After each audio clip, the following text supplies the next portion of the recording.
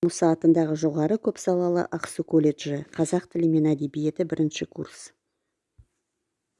Галимова Сәуле Женисовна, қазақ тілі және әдебиеті пәнінің оқытушысы. Сабақтың тақырыбы ұлттық мерекелер айт қабыл болсын, Жүсіпбек Аймауытов әнші әңгімесі.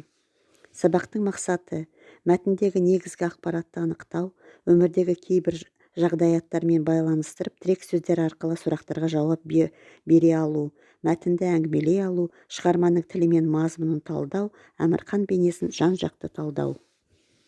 Тілдік мақсаттар: пәнге қатысты сөздік қор, әнші үн сұлу, үріп ауызға салғандай жаңғырып, күңгірлеп кетті, әннің әуені төңкеріледі, мұнды ән, шапалақ, тыңдаушы шабыттанады. Шығарманың тілінің көркемдік ерекшелігіне талдау, әңгіменің композициясы, басталуы, дамуы, шиеленесуі, шарықтау шегі, шешімі. Бағалау критерийлері: мәтіннің негізгі және жанама ақпаратын анықтайды, мәтінді әңгімелей алады, нақты ақпаратты анықтайды, шығарманың тілі мен мазмұнына талдау жасай алады. Сабағымызды қуаныш атмосферасымен бастайық. Оқушылар, сіздер қазір бір-бірлеріңізге осы күнге жақсы тілек айтасыздар. Сол тілектеріңізді жазып қойыңыздар. Келесі, жыл сайын бізде ораза өтеді. Оразадан кейін айт мерекесін тойлаймыз. Айт мерекесі кезінде сіздер бір-бірлеріңізге жақсы тілек айтасыздар. Қазір тыңдап қойыңыздар. Рамазан құлшылық пен сабыр, береке мен бірлік, мейірім мен қайырымдылық айы болса, 3 күн бойы тойланатын ораза айт мейрамы адамдардың көңіліне көктем сыйлап, жанын жадырататын ұлық мереке. Баршаңызды ислам үмбетінің ең қасиетті де ұлық мерекесі ораза айт мейрамымен құттықтаймын. Осындай құттықтауларды сіздер айт кезінде айтуларыңыз болады. Келесі, суретпен жұмыс. Қазір 2 суретті қарап шығыңыздар. Мынау 1-ші сурет, мынау 2-ші сурет. Суретте кімдер бейнеленген, кімдер қай кезде бейнеленгендерін жазып қоясыздар. Келесі, сөздердің тұжырым картасы әдісі. Сіздер қазір осы берілген сөздермен ән, әнші, үн, әуен, шабыттанады, жаңғыру, күңгірлеу, тыңдаушы, осы сөздермен сөз тіркестерін құрастырасыздар және сөйлем құрастырасыздар. Келесі, мәтінмен жұмыс. Мұқият тыңдаңыздар. Әмірқан шығысымен шапалақ шартылдады. Өзге шығушылардан Әмірқанның киімі де, түрі де, жүріс-тұрысы да жат еді. Қазақтың еркіндігін еске түсіруші еді. Домбырасын күйлеп, екпіндетіп, 1-2 сарындатып алды да айқайға басты. Зал тым-тырыс болды. Топ көргенде Әмірқан аруақтанып, көтеріліп кетеді екен. Бұрынғы дауысы астар болмай қалды.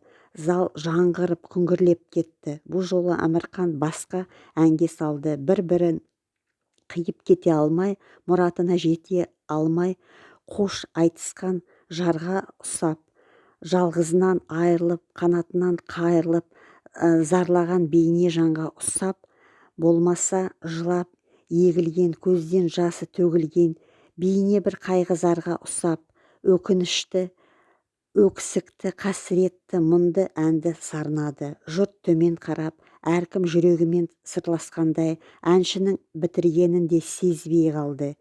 Кенет тым-тырыс бола қалды да шапалақ қайта соғылды. Қалғып кетіп оянған қызықты тәтті түс көрген, қайтарам деп талпынған кісідей жанға жаққан тәтті үннің кеткеніне өкініп, өшшелене соғылды. Әмірқан тымағын қынайрата киіп тағы барды, тағы соқты, тағы да ескектете, желпіндіре, желіктіре, ышқындыра, құлшындыра соғып, тыңдаушының айызын әбден қандырды. Әмірқан бәйгеден келді. Зал сарт-сұрт, айғақ-ұйғай, күйіліп, толқында бар басылды. Әмірқанды құшақтап алып, арқаға қағып, бетінен сүйіп жатырмыз. Әмірқандай әнді ешкім сала алмайды. Жай жүргенде Әмірқанды ешкім де елемейді. Әмірқан ән салса, сонда кім екенін білесің. ән салса ол өзін өзі ұмытады, әннің әуеніне төңкеріледі. Оның дауысы көмейінен шықпайды, жүрегінен шығады.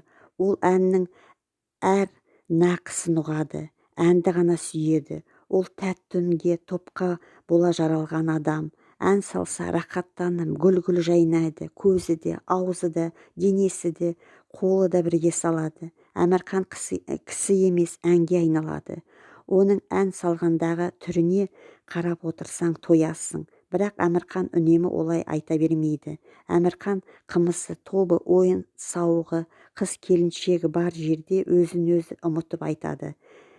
Әнін ұғушы, тыңдаушы болса, шабыттанып айтады. Тыңдамай жыбырлап сөйле бастаса, Әмірқан тұрып кетеді, айтпайды. Осы мәтіннің үзіндісін тағы бір рет өздеріңіз оқып шығасыздар. Мәтін бойынша талқылауға арналған сұрақтар. Автор Жетішар қаласының тұрмыс тіршілігін қалай суреттеген?